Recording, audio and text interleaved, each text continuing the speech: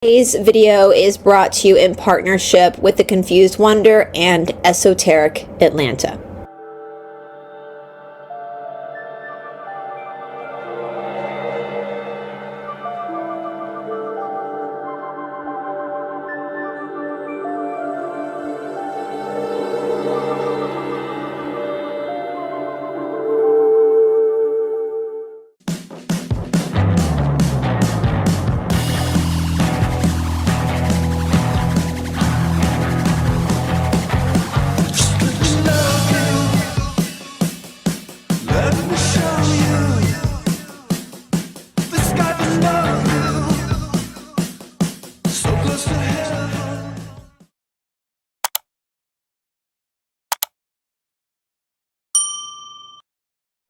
Before we begin this video today, let's clearly set the context for this video. What you are watching is a reaction and critical analysis of an interview released on YouTube by Jay Campbell featuring Knight Jadczyk, the central figure behind what's known as the Cassiopean experiment. This is not harassment. This is not defamation. This is fair use commentary, criticism, and analysis of publicly released material involving public figures. Now, many viewers familiar with the Law of One, also known as the raw material, will immediately notice surface-level similarities between these teachings and the Cassiopean material. Concepts like densities of consciousness, non-human intelligences, and humanity's spiritual evolution. But the similarities largely stop there. The Law of One emphasizes unity, free will, and non-fear-based spiritual development, and it repeatedly warns against giving spiritual authority to any single individual. By contrast, the Cassiopean framework places heavy emphasis on hierarchical knowledge, hidden enemies, and the idea that certain people possess privileged access to cosmic truth, mainly Laura. This distinction matters, and it is central to this video. In this reaction, we're going to critically compare these two systems and walk through specific claims made by Knight Jadczyk in this interview that we believe are false, misleading, or internally contradictory. And to be very clear, when we say we're calling out lies, we are not speaking emotionally or speculatively. We will be showing where statements conflict with documented evidence in the description box below. We'll compare it to prior published material and Laura's own past words. As the kids say, we will show the receipts. Viewers are free to draw their own conclusions, but we will demonstrate why certain claims do not hold up under scrutiny. This also includes examining the role of Jay Campbell. Jay has a large platform and influence, particularly in the health and performance space. However, based on what's presented in this interview, there is little evidence that the Cassiopean material or Knight Jadczyk's history was thoroughly researched beforehand. That matters, because when speculative metaphysical claims are platformed without challenge, they can be mistaken for established truth. And yes, this is not our first time engaging critically with this topic. There have been prior attempts to silence our commentary by both Jay Campbell and Knight Jadczyk. Those attempts failed. They failed because critical discussion of public content is protected, especially when it involves education, analysis, and matter of public interest. This video falls squarely under fair use. It's commentary, criticism, analysis, and education. You don't have to agree with us, but you should expect transparency, sourcing, and accountability from us. So as we watch this interview together, keep asking, what is being claimed? What's actually being proven? And what happens when belief goes unchallenged? Which brings us to our main question involving Knight Jadczyk and the Cassiopeians. It's a question that keeps coming up whenever Laura Knight Jadczyk and the Cassiopean experiment are discussed, and it's one that deserves to be asked out loud. Is Laura Knight Jadczyk actually channeling? Or are we watching something far more ordinary? Imagination, narrative construction, and belief layered on top of itself? Let's start with something simple and verifiable. Despite decades of claims about ongoing channeling session, there is no publicly available videos or raw footage showing Laura Knight Jadczyk actively channeling in real time. No uninterrupted sessions, no recordings, no transparent documentation of the process as it happens. This absence matters because when we look at other well-known channeling cases, even ones that are just as controversial, we see a very different level of transparency. Take the Law of One, for example. Those sessions were recorded in the early 1980s. And those sessions, those recordings, still exist. They're on YouTube. The structure, the questioning, the pauses, the limitations, all of it is documented. Whether you believe it or not, it's documented. We don't have to believe the Law of One to acknowledge this. The process was observable. They were hiding nothing. With Laura, what we're asked to accept instead is the output without access to the process. To just believe without proof. We're told what the Cassiopean said, but not shown how the information came through. We're asked to trust that the material originated from non-human higher density intelligence, yet we're given no raw data to evaluate whether that's true, or whether the material could just easily originate from Laura herself. And that raises a fair question. Not an attack, not a verdict, but a question. If this is genuine channeling, why is it never demonstrated openly? Why is there no footage, even decades later, showing a session from start to finish? Why is the audience always placed one step removed, receiving curated transcripts rather than primary evidence? Especially when other channelers, even in the 1970s and 80s, allowed recordings. Which leads to another uncomfortable but necessary question. What is being protected by the lack of transparency? Is it privacy? Is it control over interpretation? Or is it the simple reality that once a process is visible, it becomes testable? And once it's testable, it can be questioned in ways that belief systems often don't survive. None of this proves deception, but it does undermine certainty. Because when extraordinary claims are made, claims about cosmic hierarchies, hostile non-human intelligence, and privileged access to truth, the burden of transparency increases, not decreases. And when transparency is consistently absent, critical thinking isn't hostility, it's responsibility. So as we continue reacting to these interviews and claims, keep this in mind. We are not questioning belief, we are questioning evidence. And we are asking why, in an age where everything is documented, this one crucial piece never exists. This is not cynicism, this is discernment. There's also another pattern we need to call out. Time and again, anyone who questions Laura Knight Jadczyk or challenges her claims eventually appears in later channeled Cassiopean material as a negative figure, labeled as hostile, corrupted, or spiritually compromised. That's not proof of cosmic insight. That's a red flag. When criticism is constantly reframed as metaphysically evil, not debate, not addressed, but channeled away, it stops looking like spiritual communication and starts looking like a narrative defense mechanism. In other words, the Cassiopeians function less like neutral higher beings and more like tools that shield Laura from accountability, turning disagreement into proof of guilt.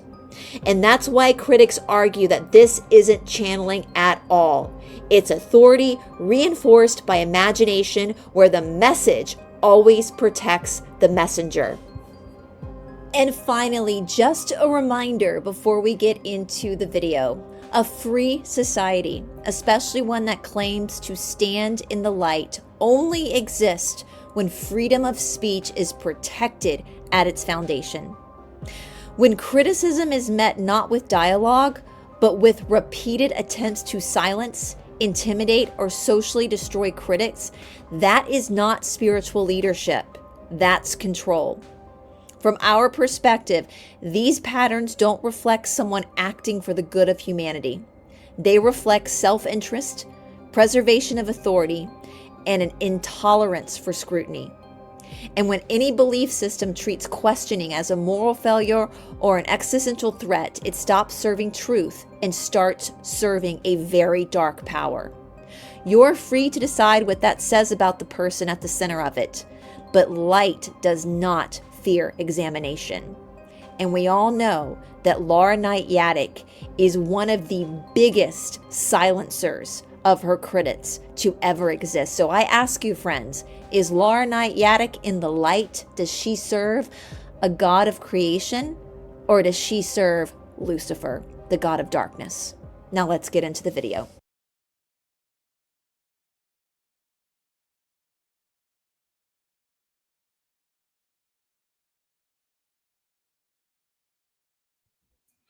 Hello, hello, hello. We are back, you guys. I just realized our mics were muted. I just got mine. We're still getting used to using StreamYard, but I like using StreamYard, even though this isn't live, because it cuts clips for us, which helps us make shorts, which makes our lives a lot easier. So thank you for bearing with us as we still figure out how to work this platform. And I'm so excited, guys. I think Todd, I think Jay and Laura might have thought that we had given up on through their right. Well, surprise. they tried to silence us, guys. They tried to, it's so silly. Like, in my opinion, Todd, you know, Laura and Jay are behaving exactly like the bad guys, the establishment they claim to be against. Right. Yeah.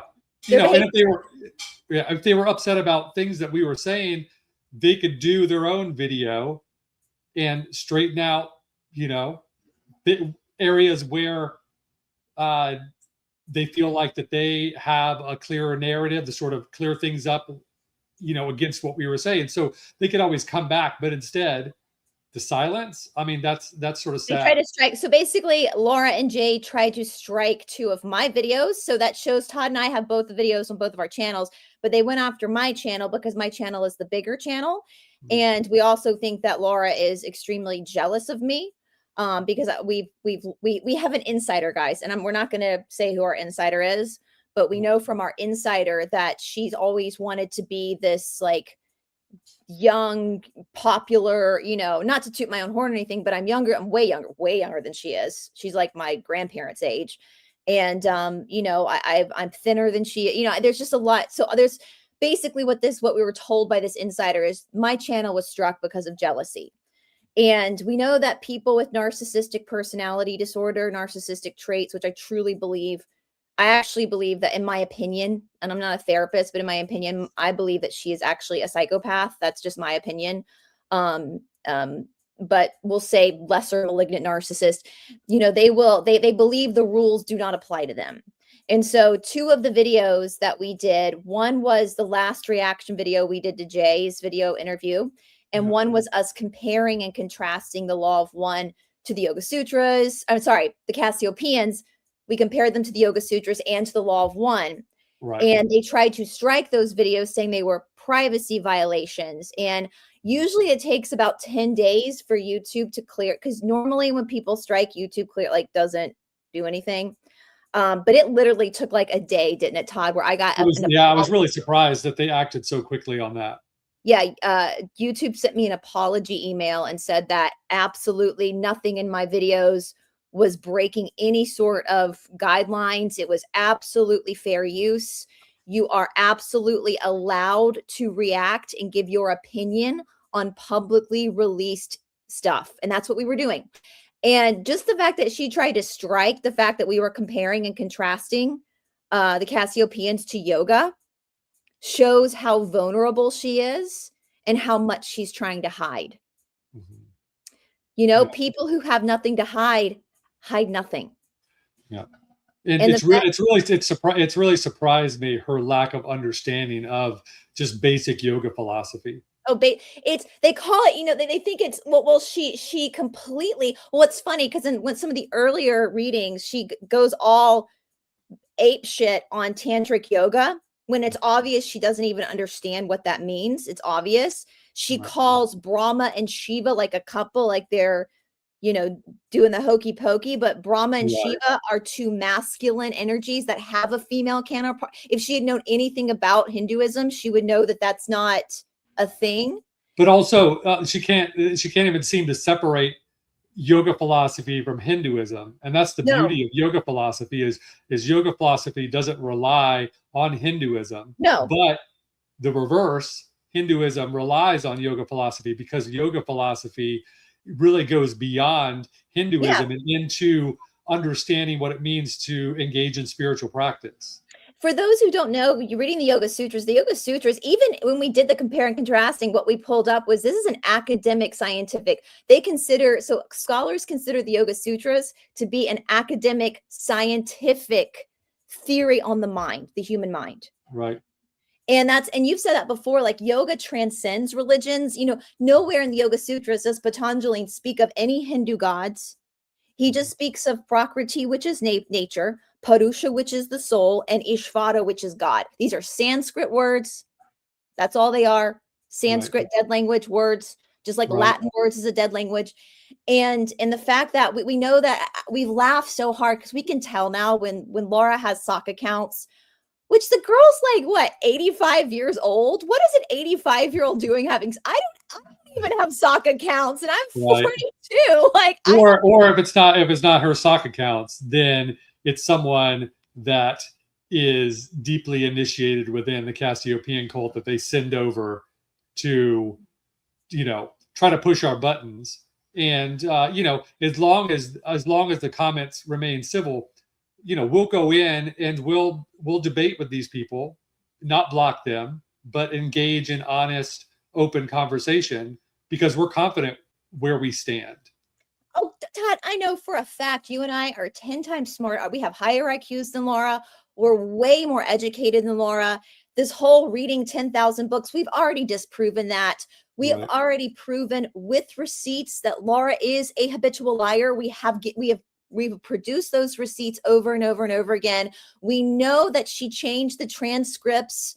We have the original transcripts, and she very well she changed them to make her look better. And so, you know, that was because of Fred Earland. We do have Fred Earland's Right. original copies to be And able to it's compare and right. contrast. And it's obvious he's rewritten history to write Frederick Earland completely out of the picture. Yeah, absolutely. And he was the main one. And I believe it is my personal opinion, Todd. I started assuming or speculating that Laura was lying and that she wasn't channeling and she was making stuff up Right. when she got Hinduism so wrong. Yeah. Because even though we know that the Cassiopeians are fourth density service to self demons or Lizzies, because they said that in like the first or second reading, they told you that they were service to self. Yeah. We know that they can't lie. And when she got Hinduism so wrong with Shiva and Brahman, I started to second guess. I think she's making this up. I think this is literally, I don't think she's channeling anything. I think she's making this up because she got it so wrong. Right. So wrong. And what makes me believe even more so that she's just making this up now, that there's no channeling going on, and I said this in the opening, and we're still waiting for it for us, is that the more Todd and I have done, and Todd, you've done hours and hours and weeks of deep research into Laura, into her past crimes and her past behavior problems. Yeah. And anytime anybody has ever just questioned Laura, just questioned her, what happens?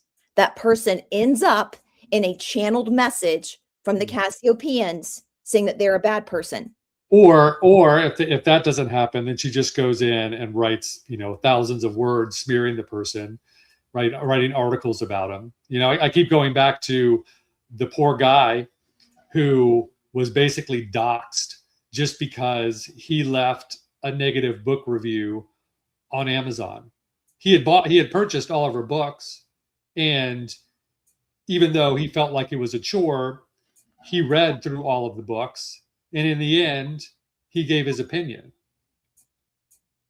And then Laura turns around and does quote unquote deep dives because she thinks this guy's some agent, you know? Well, she's a paranoid schizophrenic. Like, let's just call it what it is. In my opinion, she's a paranoid schizophrenic. There's a mental disorder there. Yeah, but she does background checks on these people. She digs in their Facebook, social media, Facebook, finds pictures, looks up family, just tries to find any information she could grasp onto that she could twist around to smear the person, when she could have just left it there, you know, and not responded and just allow someone their opinion after reading her work. But I guess whatever he said really struck deep, and she couldn't let that just sit. I mean, who has time for that shit? Like, I seriously, Todd, it's like, I don't even check half the comments. I never check Rumble comments. I don't even know what, because it's, you know what's so funny is what Laura, she wants to be cool. Obviously, she wants to be so cool, and she wants to be this, like, you know, famous celebrity channeler. She wants to be another Helena Blavatsky, which I want you to, before you get into the video, I want you to tell what you discovered, which is going to really ruffle Laura's. You have to remind me what I discovered. Okay. But what she doesn't understand is, if you go and look at big public people, like public figures, actors, athletes, whatever, you go look at their Instagram or their YouTube or their TikTok, they have so many troll comments underneath their videos that they haven't even noticed, that they don't even, they post and they ghost. Right. And you know what's really cool? I respect somebody when I'm following a public figure and I see that they've got troll comments and they've just left them. My respect for that person goes up. Right. And you got to have, if you're going to be a public figure, you got to have thick skin. Yeah, absolutely. You know, and also, you know, getting down to really the foundation of it, if what you're putting out, the information you're putting out is based in truth, truth stands on its own 2 feet. Yeah. Yeah. You know, regardless of anyone's opinion. So why do you think, Todd, that I think, this is my speculation, I think Laura tried to strike our videos because I literally think that she thinks she's above the rules, even though YouTube was like, no, girl, sit down, go back to bed. Like, you can't strike somebody's video for giving their opinion, you know? I think she tried to strike our video, Todd, because we've called her out. And we've said, it's interesting that every single person that questions you ends up in a channeling, that you, all of a sudden, the Cassiopeians have to tell you they're bad people. Right. We've said that.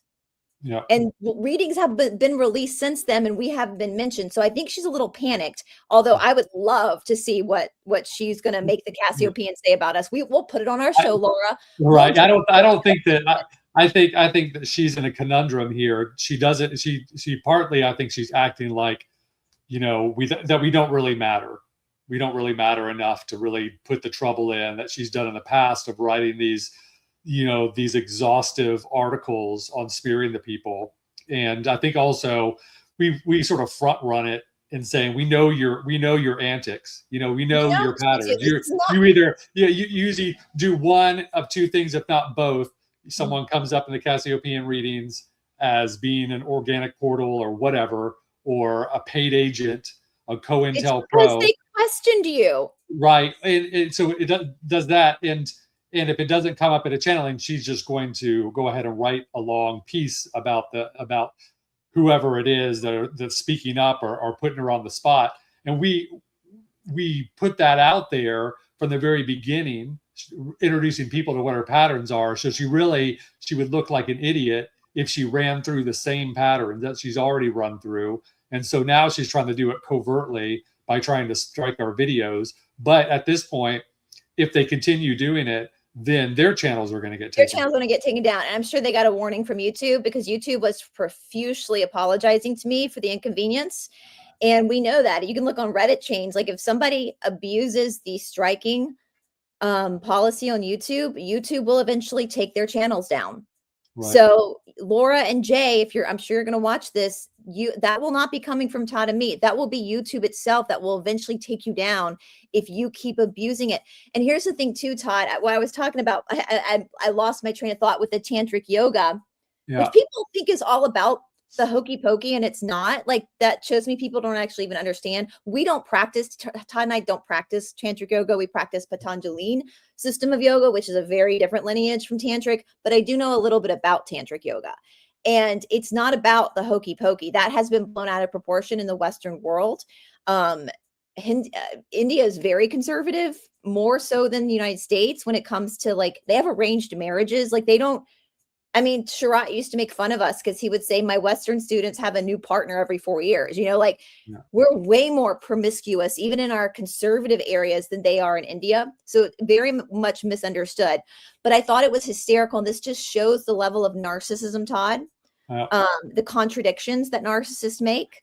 Yeah. Where she's going to try to bash tantric yoga from her false understanding, what the misconception she has about tantric yoga, and it's hokey pokey. Right. But yet she's going to write articles about how her smut, her romance novels, Yeah. with Fabio, with an autistic Fabio, which is literally what she wrote about, and how their bulgingness of the, I'm trying to be careful what I say on YouTube, but like the anatomy, and how that's okay, that inspires creativity, but yet tantric yoga is bad.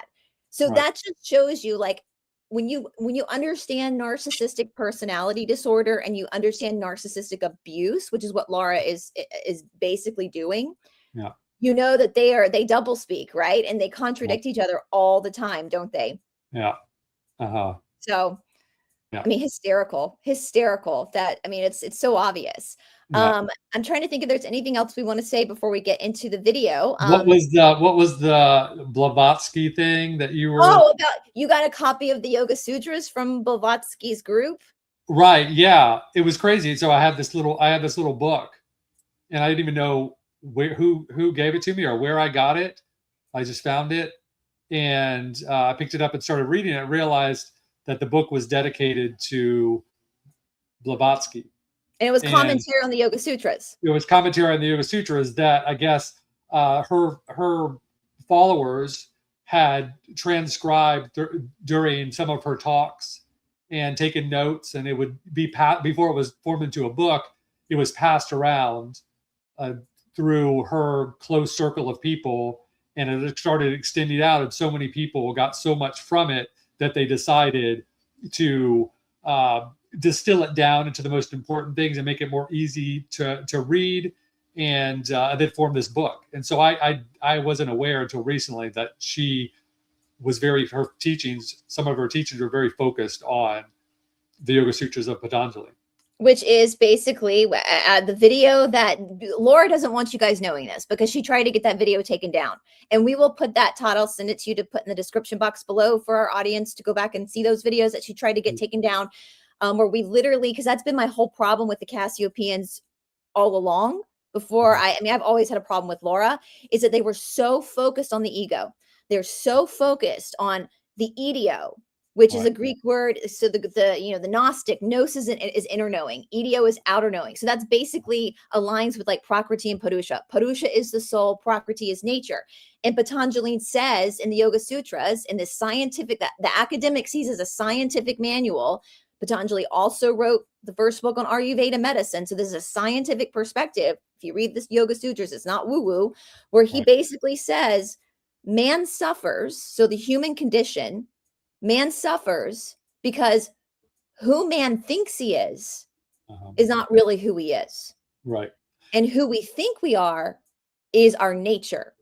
And our nature is stuck in mortality. We know, and that's what causes that friction of suffering, is because even though I think I'm Bryce, I know Bryce will end one day. And so suffering, there's a subconscious suffering of trying to race against the clock. Right. But Patanjali's like, but wait a minute, you're not your nature. You're a soul. And the soul has nothing to do with Bryce. The soul has nothing to do with Todd. This is just the avatar, the ride for this existence. Right. And if you learn about, if you really focus on being so Purusha can also be translated as the watcher or the seer, Whereas Prakriti, nature, can also be defined as the watchable or the seeable.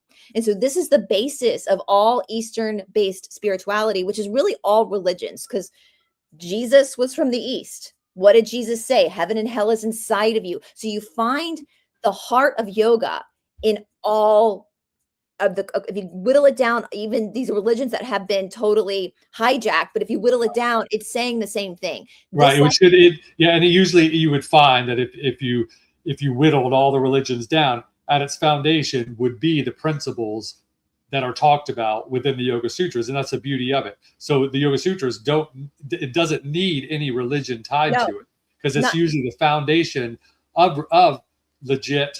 Well, I don't know if you would say legit religions, but religions in general started in like a good, but they got corrupted by people like Laura who don't understand it. So, and getting back to the Yoga Sutras really quick, just two points. One is, one thing I was really surprised at with reading, in reading Blavatsky's translation of the Yoga Sutras, was the part about asana. She explained that it was continuous exercise. That's all it is exercise. Not a little bit of exercise at one point in your life. It was exercise, consistent exercise, continuous, consistent exercise through your entire life. So you're using the illusion of body as the main tool to refine the observation of the soul, because the thoughts of the mind that are stubborn, because the Yoga Sutras is, the second sutra is Yoga Chitta Vritti Nirodha. Like, what you think is bullshit, basically, is what your thoughts don't matter. And that gets back to the Cassiopeians, because the Cassiopeians are just trying to get your mind in a junk conspiracy cul-de-sac. Well, and you could see where Laura stands, because she's constantly talking about how many books she's read. That's Idio. How well read she is. I don't care if you read every book in existence. That's not going to change your soul. No, it's not. It's not at all. And that's why exercise, because exercise is humbling. It puts you in a vulnerable place. So your body is cleansing itself. But as we just did a great show, a blood show with Lou, we can tag that below, where he talked about the movement, the circulation of life force. And it also helps you to realize like how limiting your thoughts are, and that you're not your thoughts. It doesn't matter how smart you are. Your smarts don't get you into heaven or get you to the next realm of consciousness. It doesn't fucking matter. You could have mental disabilities. You could be classified as a low IQ, mentally on disability, because your mind can't take care of you. And you could have a more refined soul than someone who's a genius. Right. You could still move on and graduate into fourth density. Absolutely. And that's Lou keeps coming back to the whole keep it simple, stupid. Yeah, keep it simple, stupid. Kiss. Keep it simple, stupid. Right. It's very simple. What we learn, and that's the thing about like conspiracy theories. Conspiracy theories can be beautiful to help you realize that the world around you is an illusion, because that's what yoga says anyway. Yoga's like, listen, everything's an illusion. The truth or community is an illusion. Even these conspiracies are illusion. Now you understand your natural world. The matrix is an illusion. All right, if that's an illusion and it's not real, what is real? The soul. And also the next step of evolution, let's say into fourth, that's still illusion. It's still illusion. You're still in this fifth density is still illusion. Sixth density is still, so you're constantly living in illusion until the point where you, I suppose, merge back with the creator. I hear I was watching the machine playing music in the background, guys. That's not the ice cream truck. I'm sorry. I can hear it. I started a load before we started filming. I'm sorry. And so this is what gets me about Laura, is like, I kept telling you, like, dude, she is spiritually stupid. Like, she has such a low IQ spiritually, because she's banking on her knowledge of conspiracies to be her salvation.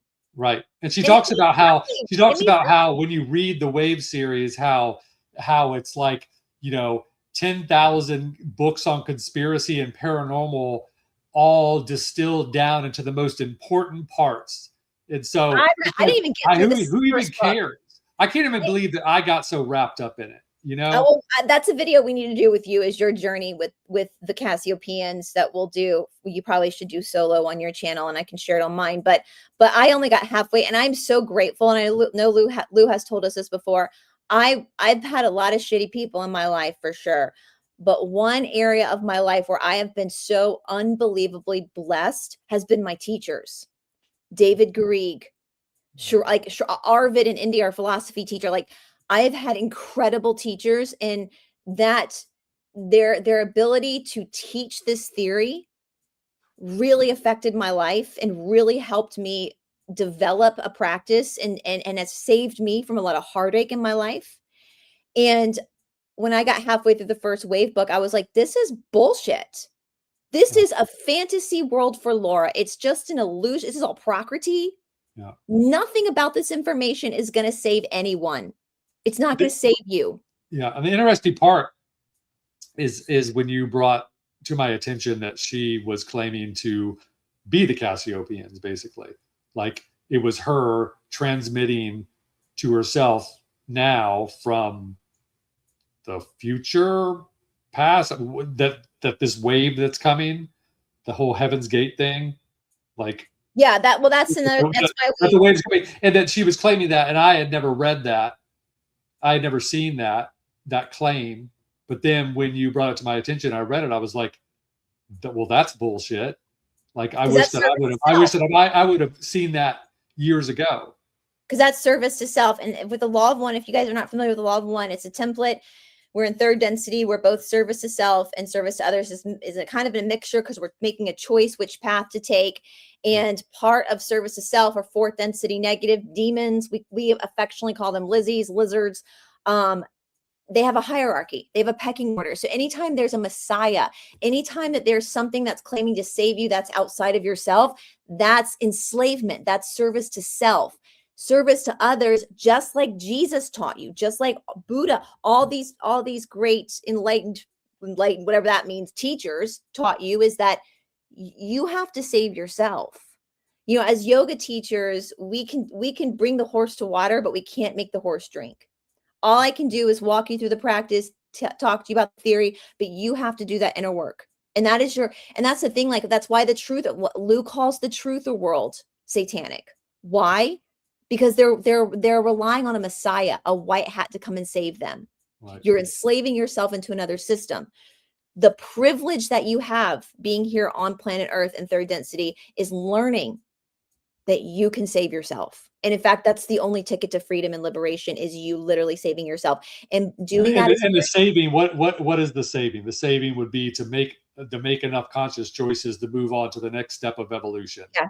The next level of Prakriti, yeah. That, so service to others or service to self. And so if you spend your days focusing on your soul and what your soul is learning in this life, and you have empathy for others, that's it. It's easy. Exercising, challenging yourself, not being egotistical, being humble. Like, this is easy. This is not that you don't have to be perfect, that you only have to make it into service to others. 51% of your actions are service to others. You could be making. Well, and before we get, I'm seeing we're already like 40 minutes, and I know we want to get the video up, but I want to say this is our service to others, guys, because we want to be a voice of discernment, because in my opinion, this is a cult. Right. It's very clear that this is a cult. It meets all the parameters, the bite model, everything, to being a high controlled organization. And she sets herself up as the messiah. She is the one, and that's not okay. And we also, because of Heaven's Gate, and for those who are young who watch my channel, just look up Heaven's Gate. Very similar to the Cassiopeian cult. One of the big differences is just that one was a comet and this one's a wave. Same thing. Energy wave. Another reason why we're doing this is also in hopes of bringing integrity back to the world of channeling. You know, when you have, I forget what the saying is about making incredible claims, you need incredible proof. Yeah.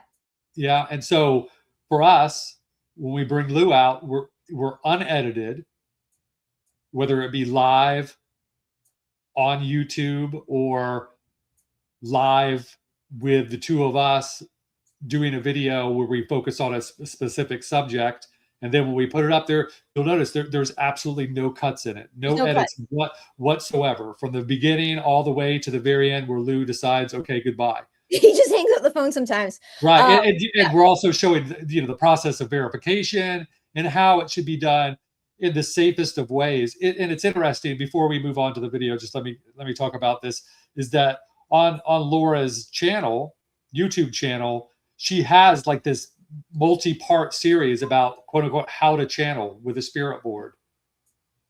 Nice backdrop, all set up, all professionally recorded. But two things. For one, she never shows an example of her channeling. She's just sitting there with the board of the planchette. She doesn't show that, which she had an opportunity right there, show people what it's like to channel. And then two, she skips over the whole protocol of how, once you have someone on the board, the most important thing is to figure out, do they serve others or do they serve self?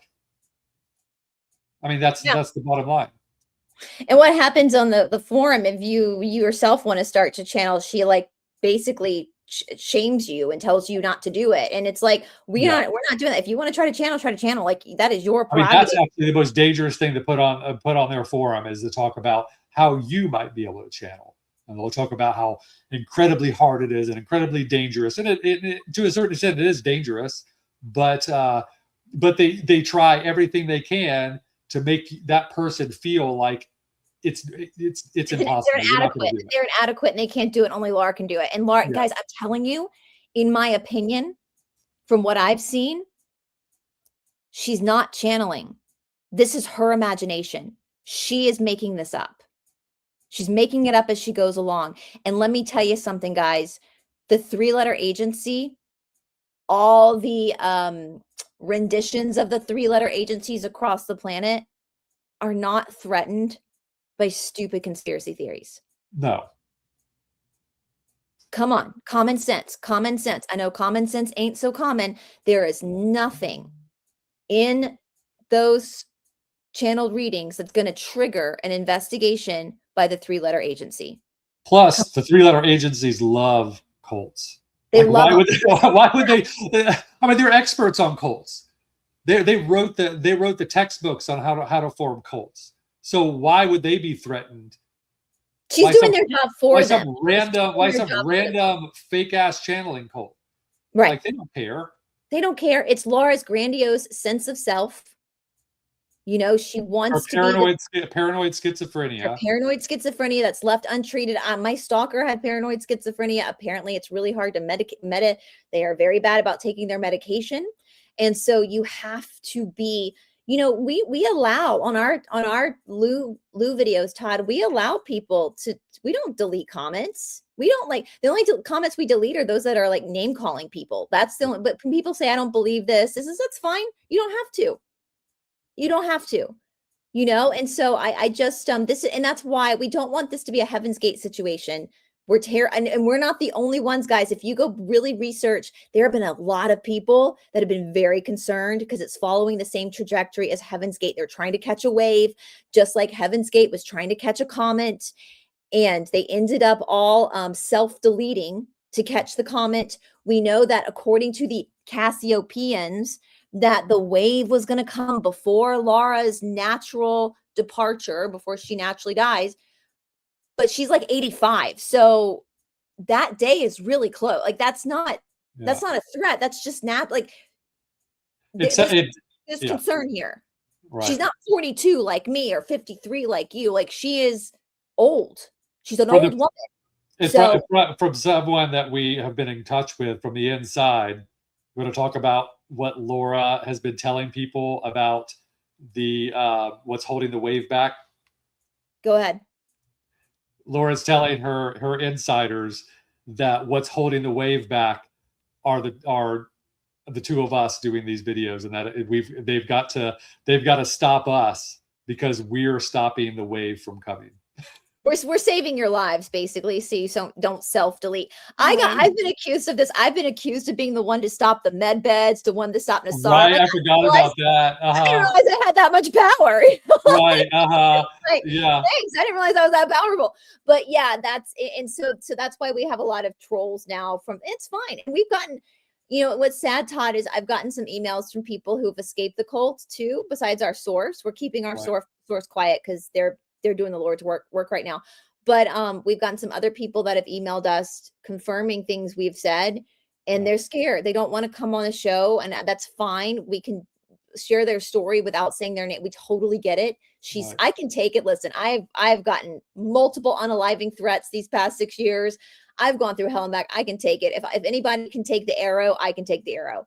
And and if anyone else wants to share any insider information from us or any ex-cult members, please reach out. We'll respect your privacy, and you're safe with us. We're not going to expose. Absolutely not going to. I'm not going to dox anybody. I'm not going to do that. So, and I said to you, Todd, in the beginning of the reading, she talks a lot about being like an ex-fundamental Christian. Guys, she still is a fundamental Christian. What is the wave? Let's think about this. What's the wave? Right. It's the second coming of Christ, basically. And she's putting herself as the second coming. She's now stepped into the Jesus role, and the wave is basically the apocalypse. Yeah. She's the same belief system, only she's just changed the players and the vocabulary. It's obvious. But Todd, because we're already 45 minutes in, before we get into the video, can we just play a video from our sponsor quickly, and then we'll get to the video? I'm gonna run and use the restroom really quick. Okay, you didn't have to announce that, but go pee. Just in case I'm not here when the video's done. Peeing, let me know, because I'm going to have to hold the show for like 45 minutes by myself, like most men do. It takes them a while in the bathroom. So let's go ahead, and we're actually going to see a video of Todd here in a minute from our sponsor. Where is it? Our sponsor. Oh, shoot. Okay. Here we go. Our sponsor, Fusion Body Studio. At Fusion Body Studio, we fuse spiritual awakening with physical training to unlock the strongest, clearest, most energized version of you. This isn't another workout program. This is a transformation system. Every class activates prana, your life force. Every movement ignites forska, your inner power. And you can feel results in your body and your energy within days. No more waiting for motivation. No more searching outside of yourself. Your body is the gateway. Your breath is the ignition. Your power is already inside of you. We just help you unleash it. Click the link below in the description box and join Fusion Body Studio today. Your awakening starts the moment you hit play. Oh, and don't forget to use discount code BRICE20, BRICE20 at checkout to get 20% off your first 6 months with us. And now back to the show. You're back. I was so scared you were not just peeing, and I was going to have to hold the show for 45 minutes by myself, because we know how men are, ladies. We know how men are. So anyway, guys, make sure you use discount code BRICE20 for 20% off your first 6 months with us over at Fusion Body Studio. And before we get into that, Todd, we forgot to mention one of the most important things. We are going to be doing our next Lou Lunch Live this Thursday. What's the date? Thursday? Thursday the 29th at 12 p.m. Eastern Standard Time. On the Confused Wanderer. So we're going to do a live Lou. And then we are also going to be looking at, on Thursday, announcing our first members only channeling with Lou. Yeah, so if you haven't become a member of the Confused Wanderer, it's called Lou Family membership. And if you're interested in doing private live channelings with Lou, so you can ask your personal questions and not be exposed online to, prying eyes, then you can become a member and you can ask Lou your, personal questions, and Lou will give you whatever answer that they're able to.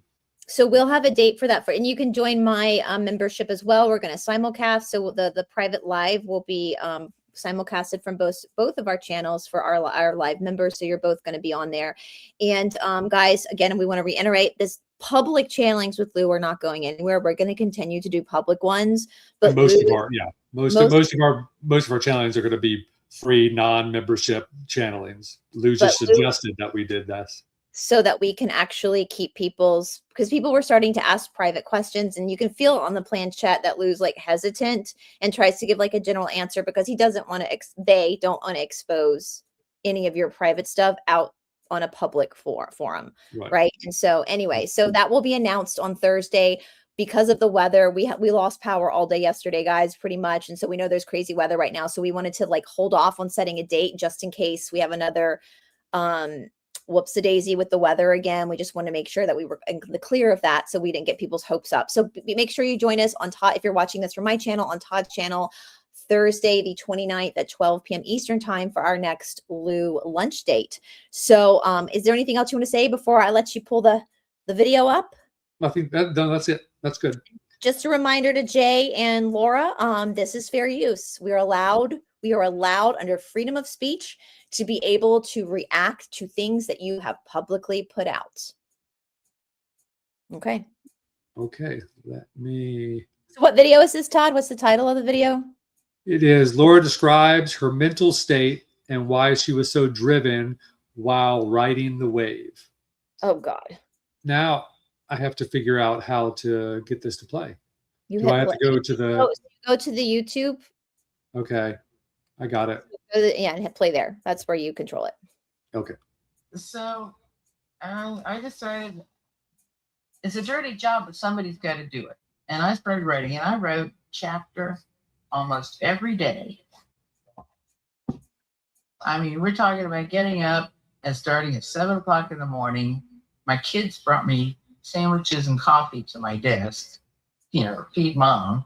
And I would write until 9 or 10 o'clock at night. And then I would get it done and I would put it up. Maybe the next day I'd go back to because we talked about this off camera, but she treats her kids terribly, in my opinion. Yeah.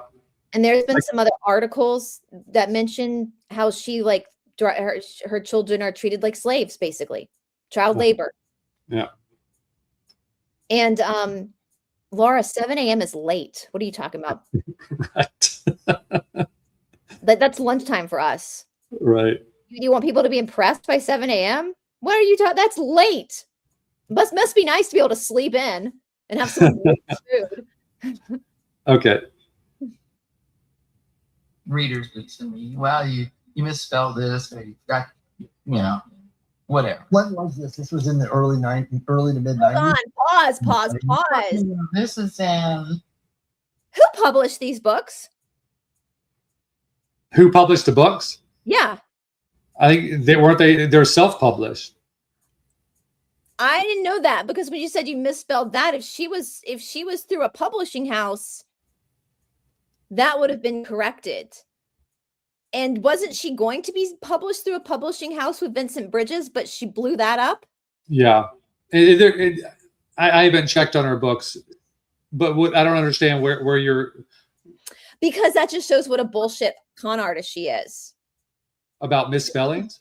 No, the fact that she makes herself sound like she's some proficient writer. And, self-publishing is great. I know a lot of people who self-publish, but she's worked herself up.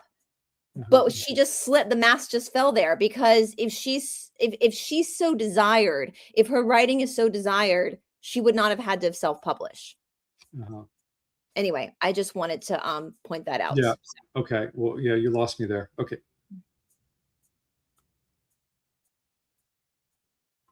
I think I was writing it in 99, 2000. Okay. Yeah, that makes sense. Yeah. And So the thing right there, writing in a 99 or 2000, Frederick was still channeling at that point. Yeah. So I'm a little confused on why she would be writing a book, because as we know, Frederick was the channel. All the material from the early 90s, was it 1994 or earlier, 1992, all the way to, what was it, 2000, Or to like 2001 2001. or So something during like that that. whole period of time, this is Frederick Ireland's project. This wasn't Laura Knight's project. So Laura let's Knight, set the scene, Todd. Let's sit so people know factually, because we have some other videos we're going to do with some, because every single interview Laura does, she gives a different history.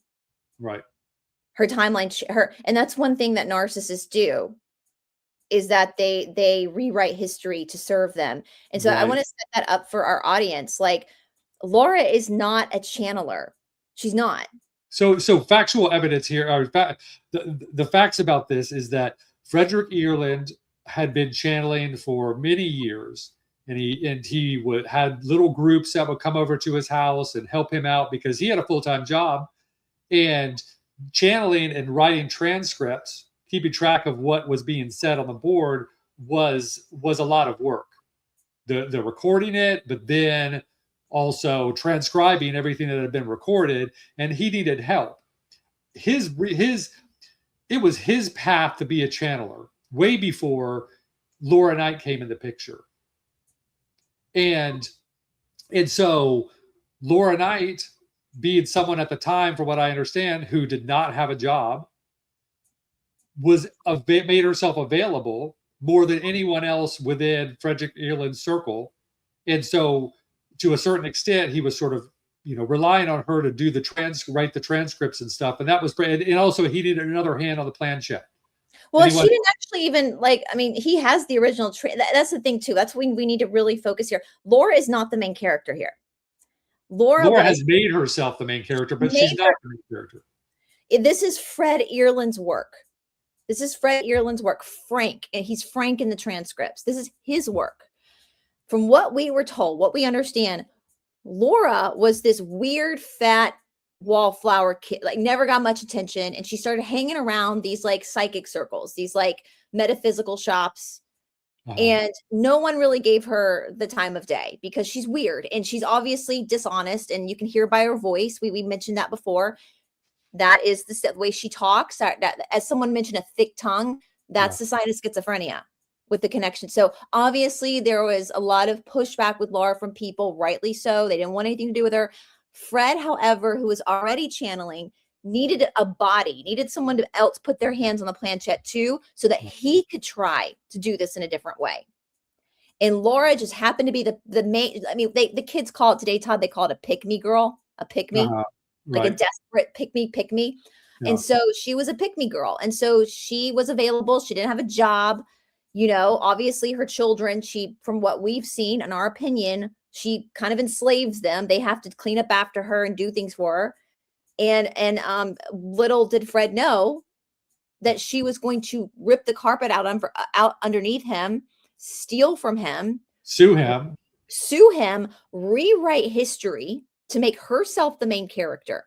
So I have a feeling that she actually stole Frederick Ireland's story, because I've been going back, and I know we're supposed to get into this video, but now that we're on this other tangent, I've been listening to other stuff. They used to, Sign of the Times used to have a podcast that's affiliated with this whole Cassiopean experiment thing. And they interviewed Laura, and she was talking about this story that she had been, delving into the paranormal, reading, she's talking about how many books she's reading all this stuff about paranormal phenomenon and ghosts and past lives and all this stuff. At the time she was 13, and she was rewriting history, wrote Frederick Ireland out of the story and replaced Frederick Ireland with herself, saying that she's been into this stuff all of these years, doing all of this research that eventually led her to start the Cassiopean experiment. That is 100% and complete bullshit. Frederick Ireland started the Cassiopean experiment.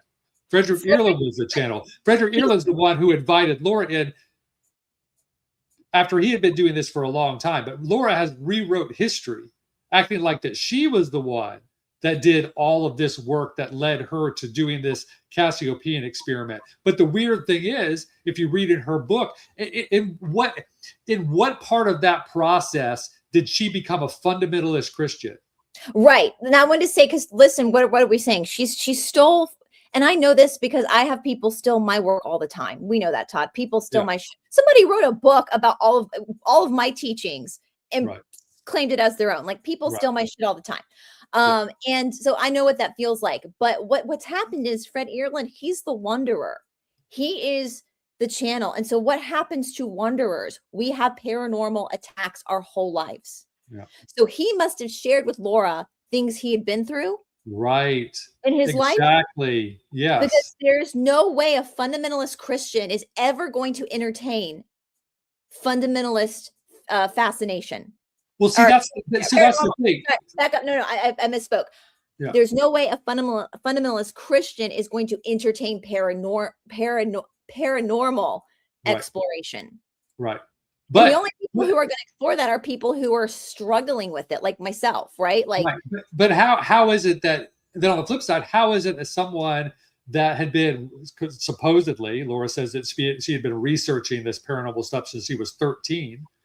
How is it that someone that's so deep into paranormal stuff becomes a fundamentalist Christian? And then because it does. The math ain't math it exactly, because she acts like it's this seamless transition from the 13-year-old paranormal researcher into moving into the Cassiopean experiment, and that's through these podcast interviews. But then in her book, it's that she has this, and it's proven through the transcripts that she's got that she's struggling. She struggles with letting go of the Christianity and accepting a different reality that's being shared through the Cassiopeans. And so both of these things can't be true.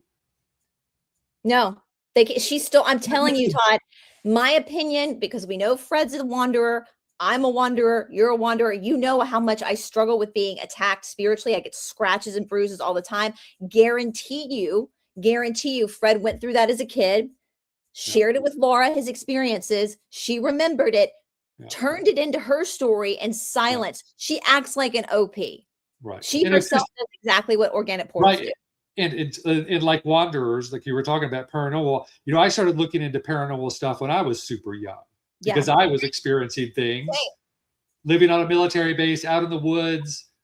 I saw things, felt things, experienced things that made me question the reality we live in. And so at 12 years old, I got an astral projection book and was looking into that stuff because things were happening to me. And I think like you were saying, Frederick was sharing this with Laura, and he was probably researching paranormal since he was a child. And Laura, since she stole the Cassiopeans from him, sued him so she could have the rights to it, she probably went ahead and stole his story. This is whole destiny swapping. Yes, destiny swapping. And she did the same thing to Vincent Bridges. I believe she was practicing Santeria on Vincent Bridges, because he talks about there was a mirror spell basically that had been done with destiny swap. The thing is that she's not even smart enough to keep the story straight. No, if you go back, this is the thing about doing research, doing deep research. I've been going in and finding these buried podcast interviews that she did before all the books came out, and so it's just not matching up. And thank goodness they could go back and try to delete them, but I've already downloaded it. Tough. I told Todd before we did this video to make sure he downloaded everything on her website that we're going to go through, so she can't delete it. We already have it. I already know to do that. and this is so I'm having a hard time. I'll admit it's kind of triggering looking at Jay. Jay scares me, especially after the response we got from him when we were really nice. As a woman, he scares me. Like that's just my feelings about Jay. Like I'm having a hard time looking at him. Like I don't feel safe. But is that the other guy's name? Hunter? Hunter, yeah. Hunter seems very kind. He has kind eyes. So Hunter, if you watch this and you want to reach out to us, we won't tell Jay, we won't tell Laura. If you want this information, we'll be more than happy to send it to you, because you have a really good energy about you. And I feel very comfortable with Hunter. But Jay and Laura, I see a very very narcissistic people, and I see violence coming from them. How is it that this health fanatic, someone that's so focused on health and supplementation, has got this 300-pound smoking old lady on his channel? Like, how does that link up? How did that even happen? because before this, there was nothing about anything paranormal. It was all just. I think they're using each other, Todd. If I had, I mean, we tried to reach out to Jay. We tried to please, like, we want to help you guys. Like, you're getting into somebody. We have there's a lot of darkness to Laura that we haven't discussed yet, that we are working on getting the receipts for. In my opinion, Laura is very dangerous. She's a very dangerous person. And I'm not just talking about having a wild imagination and writing fake channelings. I'm talking about there are things in her past that people need to know, and we're working on getting the receipts to show people. There's a reason why she's not in the United. There's a reason why she fled the United States. Let's just be very clear. There's a reason why she fled, and there's a reason why she can't flee France. Yeah.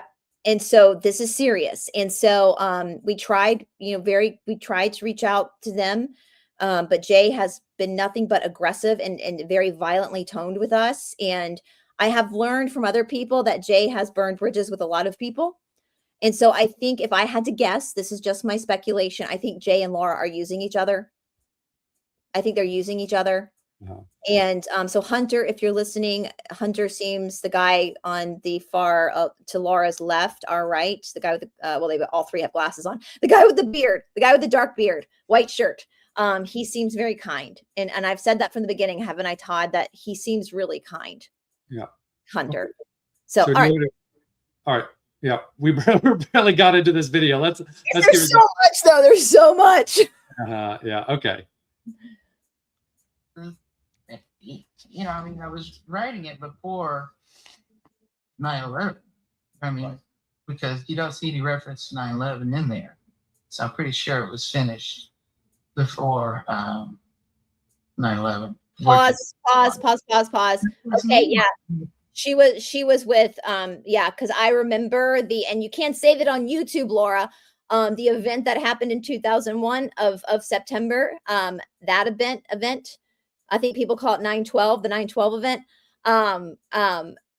She was with Fred, because I remember those channelings. So yeah, you were right. She was absolutely working with Fred at this time. He was the main channel. So why the fuck was she writing a book? Exactly. Right. Okay.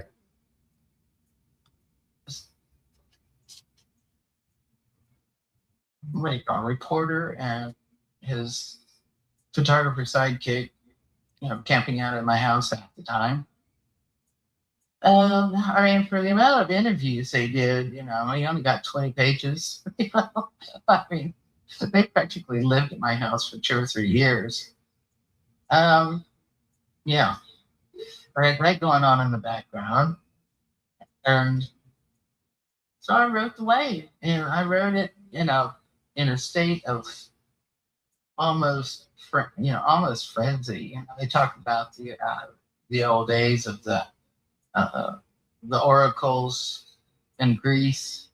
And they would go and they would go into some kind of frenzy and no, pause. That's incorrect, Laura, because I have actually done very much deep dives into the Ulyssean mystery schools. That's what your Greece, the Ulyssean mystery schools. Is that what you mean?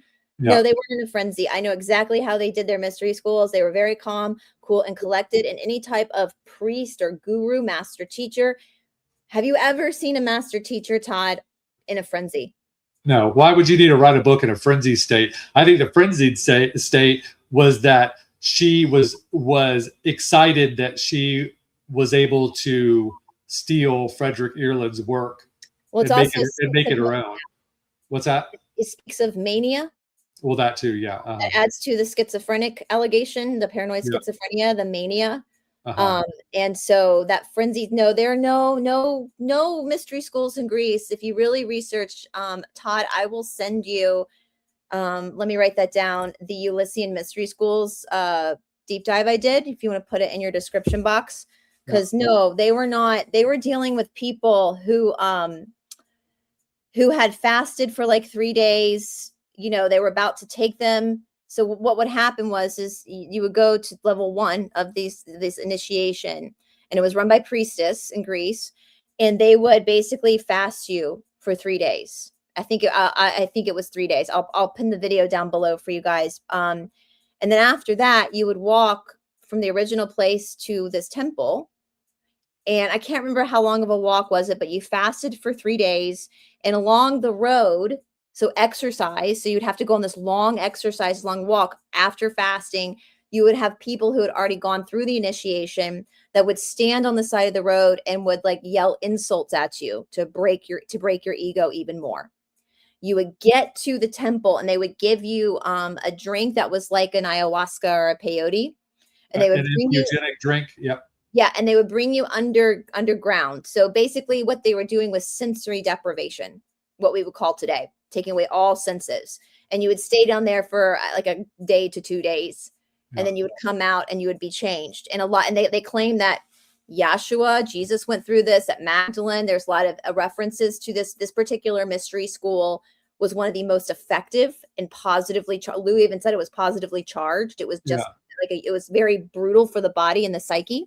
Yeah. But the priestess, who it was female run, for them to be able to deal with people who are at their wits' end, whose nerves are being triggered, the priestess can't be frenzied. As yoga teachers ourselves, we can't be triggered. We have to be calm. We have to maintain safety and security for the priestess were babysitting basically these people going through this experience. And so that of her ignorance. Well, and the biggest thing here is that it's this,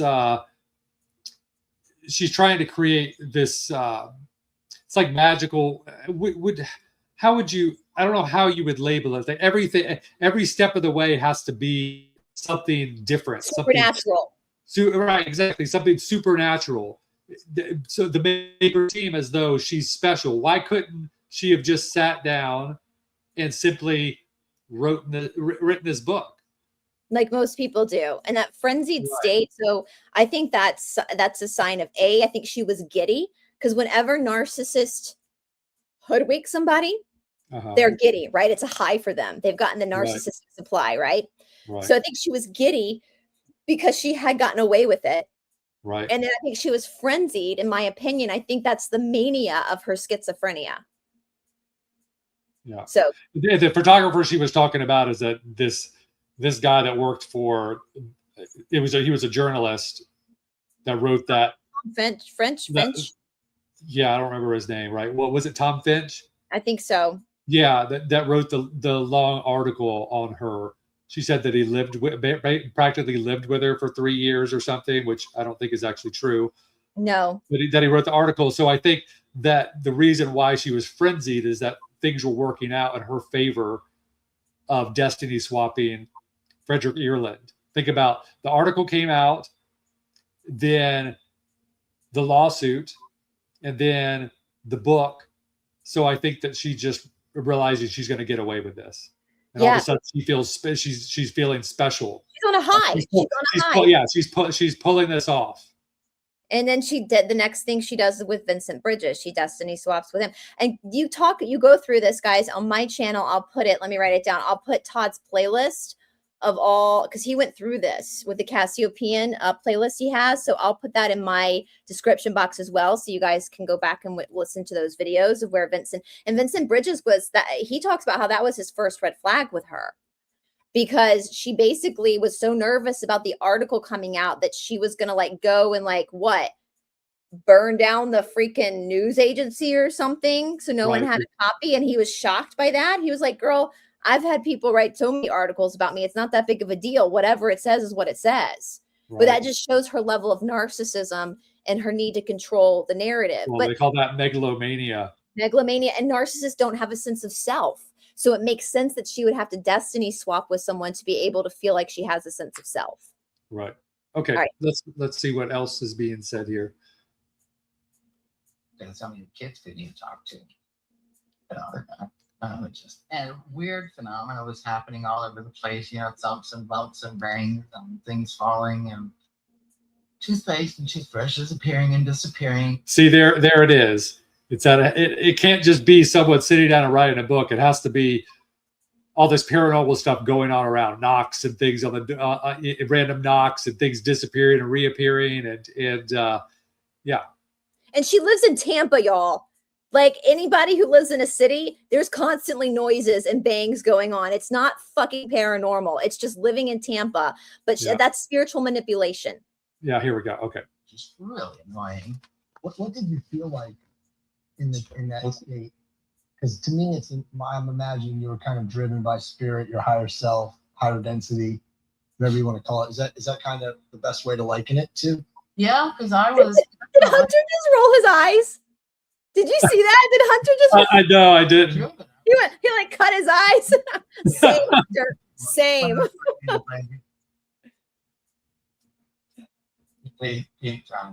He said I was in a trance. So that's what it would make. That's exactly how it would make sense, because if you're receiving, like you said, superluminal communication or downloads. The bitch was just writing about. She was just writing about her life in excruciating detail. Why? She What? was telling somebody else's story, bro. She was taking stolen transcripts from Frederick Ireland, where she was just a hand on the planchette, and that. So the book, her books are channelings, and then her talking about in exhaustive detail every little piece of her life.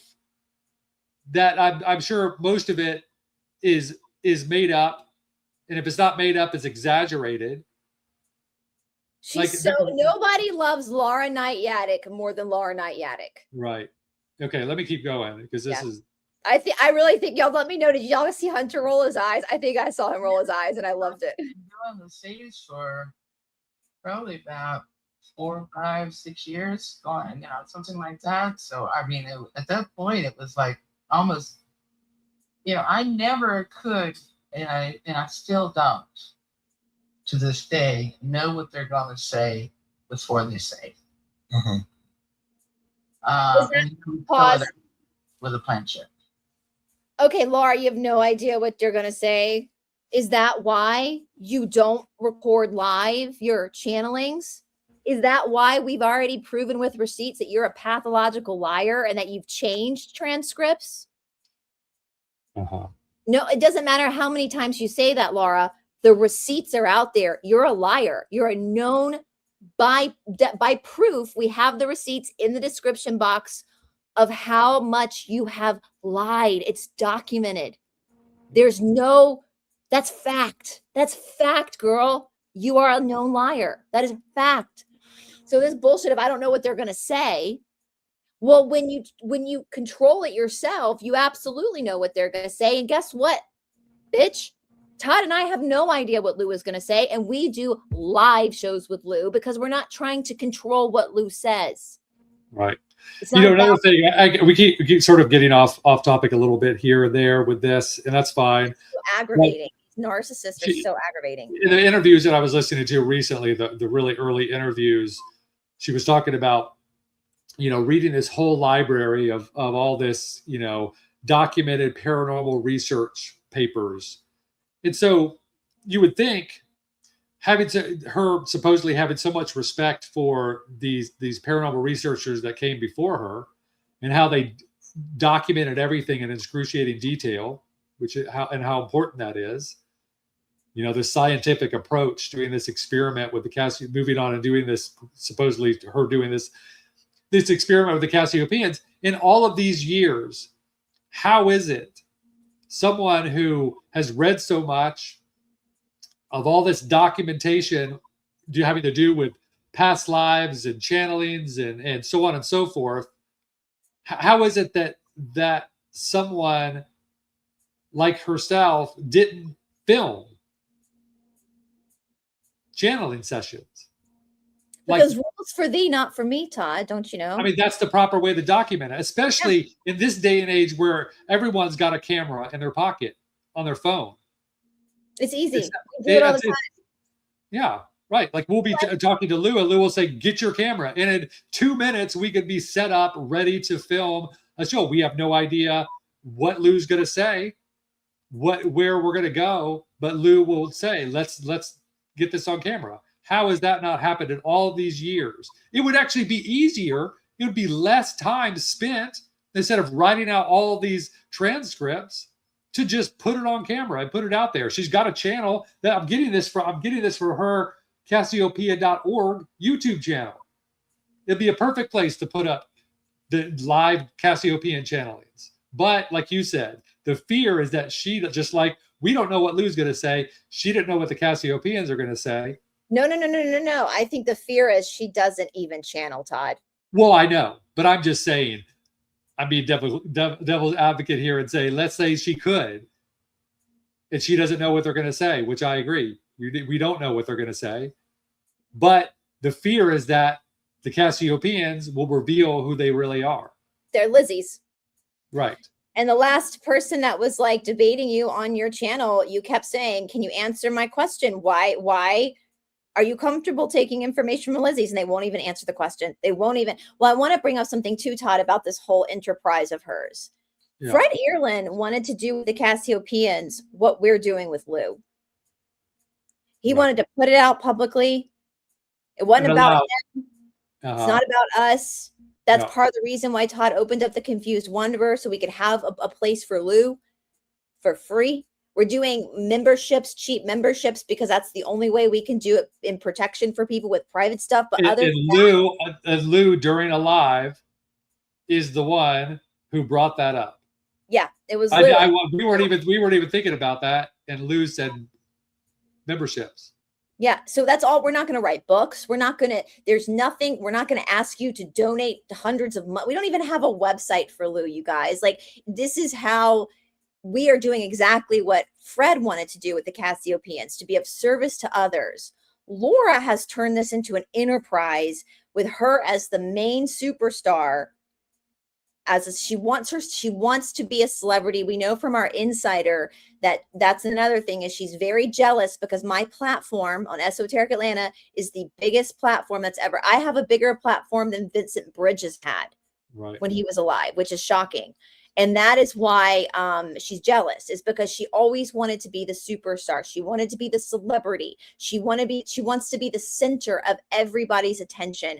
That's not what Todd and I want. We want to help people. Right. Another thing is that if we strayed off course with Lou and tried to become famous and make all this money, Lou wouldn't show up anymore. No. Like, I guarantee you, Lou would we would get on the board and there would be no one there. They wouldn't answer, because we're talking to a service to others oversoul from a social memory complex. And so we have no control over Lou. And if we stray off the path of service to others, Lou will disappear on us. I mean, Lou won't disappear. Lou's always around. But at the same time, Lou will not allow us to use them to become famous, to make a bunch of money. For our own self-importance. That's it. For our own self-importance. Yeah. Yeah. Okay.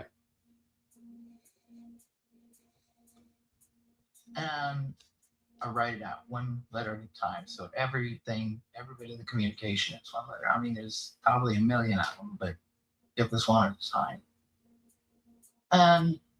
I never know. It bypasses my conscious mind. Hold the phone, close the front door. What the fuck are you talking about, Laura? Because I actually do channel, and it doesn't bypass my conscious mind, girl. It doesn't. Right. Does it, Todd? No. I may not remember certain things because I'm reading the board, but I'm consciously aware. Like, I'm usually eating a snack while I'm doing it. Right. Like, that is such bullshit. That is okay, listen to me, people. That is spiritual manipulation. True channeling, it doesn't bypass the conscious mind at all. No. At all. You don't need to go into trance. No. You don't need to set up a space. You don't even really need to focus your mind. You could be scattered. I mean, Lou loved it because I was literally, I love Cheetos. I know they're so terrible for you, but I was eating Cheetos one day and I was licking the Cheeto dust off my fingers doing it, and Lou loved it. Like, you can even eat Cheetos while you're talking to me. Like, right. I don't understand why Laura thinks that she has to be above the human experience to be relevant spiritually, because the human experience is the spiritual experience that we're in right now. Well, one of the things is that I think it's gatekeeping here. She constantly, and also it's building her ego to talk about herself as though she's this powerfully charged psychic, someone that's that's so special. Well, And so in a way, when she keeps going over that and keeps reiterating that how special she is, it keeps other people from feeling like that they could possibly sit down and channel themselves. If you are RH negative, or if you're working with someone who's RH negative, and you're in the right service to others, you can absolutely do. I mean, Lou has taught people how to do it who aren't RH negative on our channel. Yeah. How to communicate. Right. It's easy. Keep it simple, stupid. It's not elaborate. Right. It's not rocket science. Yeah. If you have the Siddhi, it doesn't take that much to get it to work. Yeah. Okay. To get a couple of letters going, and I think I know what the word's going to be, because it's like playing Jeopardy. Right. Yeah. I think I know what it's going to be, and then it turns out to be something different. It always freaks me out, but they do that. So I thought this was something has to be done to clarify this, and I wanted to present the dangers of the New Age movement, which is what you are, Laura. You're the New Age movement. UFOs and aliens, because they pose a clear and present danger to humanity. And I wanted to provide the evidence that I had collected, and that was quite a bit, that this was a hyperdimensional phenomenon. And if you're looking for something that's going to be solid 3D, and they came from some planet, some other star system, it may or may not be true, but they didn't come necessarily as three-dimensional or third density individuals. So it's not a pleasant thing. And of course, the more I collected the data and the more I wrote, the more I understood that what Charles said is So also, Todd, we have to stop every couple of minutes, just so you know. Okay. The danger is her. She's the danger. And the Cassiopeians told you your ass. Jay, Hunter, guys, go and read the first two transcripts. The Cassiopeians tell you they're Lizzies. I want to add, we posed the 10 questions to Jay, and I'll put them back down in the description box for people to see. How we want an answer, Jay. If you guys follow Jay, just don't harass him. Just ask him in these questions. Why are you listening to Lizzie's? The Cassiopeians told, this is not us speculating. They told you who they were. They told Laura in the very beginning that they were fourth density service to self. They didn't tell Laura, they told Frederick Ireland. Laura just happened to be sitting there. Yeah. So why, if she's talking about the dangers of these hyperdimensional beings, it's the Cassiopeians. And they're only a danger as much as humans allow them to be a danger. Right. So it's really humans like Laura who are the danger. Right. So Jay Campbell, buddy, why are you taking advice from Lizzie's? If you claim to be awake, why are you not researching? Why aren't you reading the earlier transcripts where they tell you they're Lizzie's? Is there anything you want to add to that, Todd? No. This is fear-mongering too, by the way. Right. Lou told you how to do it. Like, this is how you ask. This is it. Go on. Like. Yeah. Okay. We're going on an hour and a half, just so you know. I know. Okay. There's just so much. There's so much. How much longer of the video do we have? How long of a video is it? Oh, it's only 9 minutes. So we have, or nine and a half minutes. So we only have 4 minutes left. Okay. Cool. Perfect. We are a property. And it's not a pleasant thing to think We're about. property. We're not property. That's We're bullshit. not property. Pause. Laura Knight. You well, are right. That your service to self. We are not property. Right. We have free will. Right. Guys watching this, you're not property. You have free will. You're not property.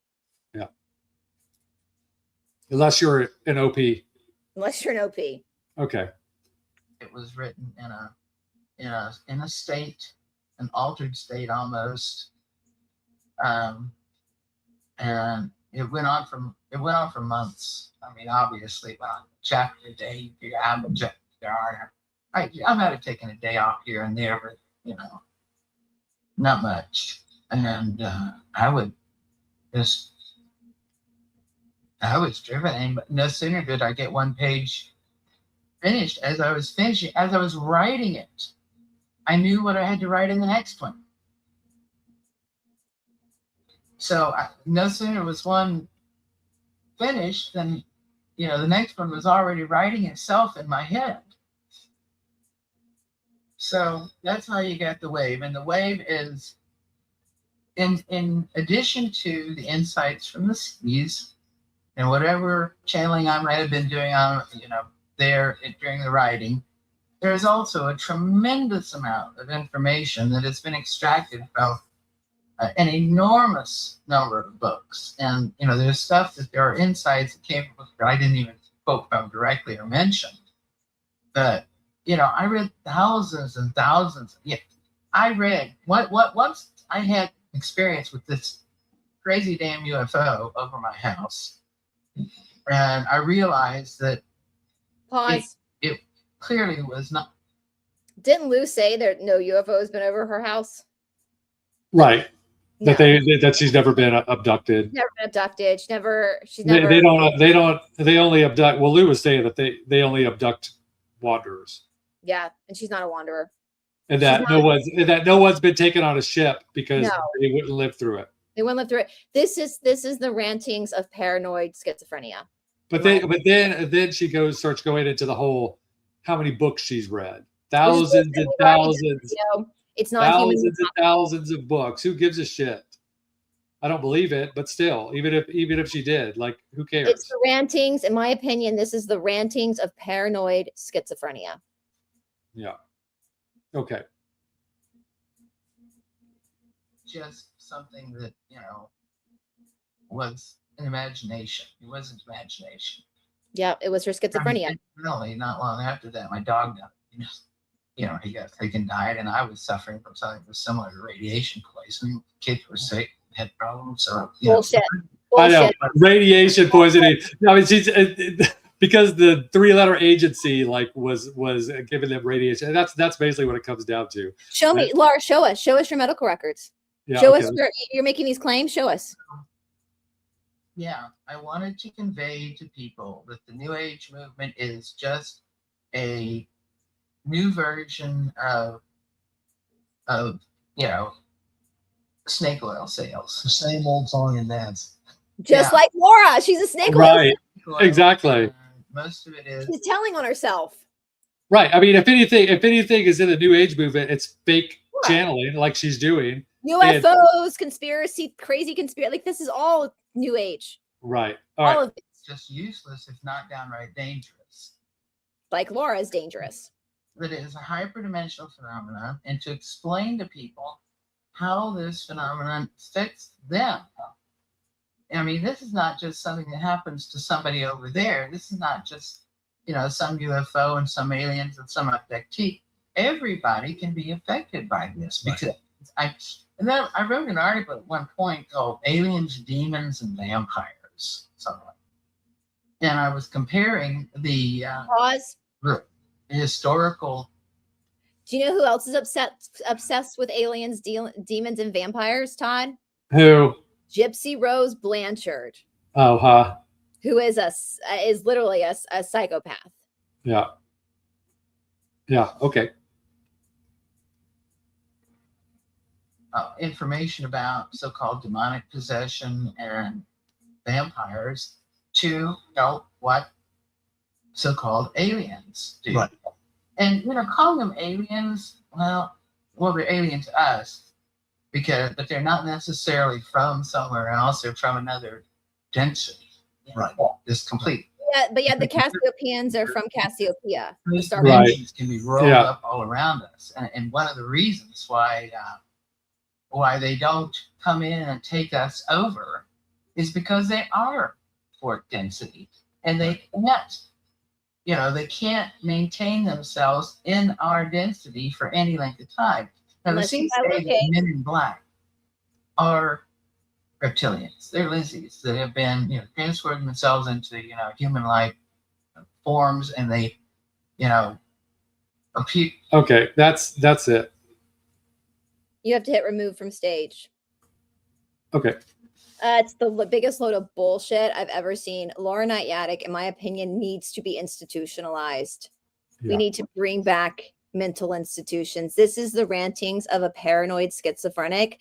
And the one thing about schizophrenia we know is that it is the one delusional disorder that can't not be medicated. Like, it needs to be medicated because they believe their delusions. And usually schizophrenics are also, it's comorbids with malignant narcissism. Yeah. They typically are violent, which we are working on that, guys. And we're also working on potentially in the works of doing a full-on documentary about this, you guys, because this is dangerous. And guess what? Karma's a bitch. There are consequences to actions. Vengeance is mine, saith the Lord, and I will repayeth. Yeah. So what do you want to say about that, Todd? Oh, nothing other than, I think the next video focusing on this, I want to do that really early podcast recording that's just filled with this fake story that does not sync up in any way to what has been written about in the Wave series. She's what she was saying in the beginning, she lost track of those lies and it got shifted and changed. I wonder how many versions of her, guys, let's do a bet. How many versions do you think there are of Laura's story that she's Well, there's two main versions of Laura's story. I'm so curious. I'm going to say again, you guys, if you guys want, put in the comment section what bullshit you think Laura's going to make up about Todd and me in the next channeling session. Like, let's see.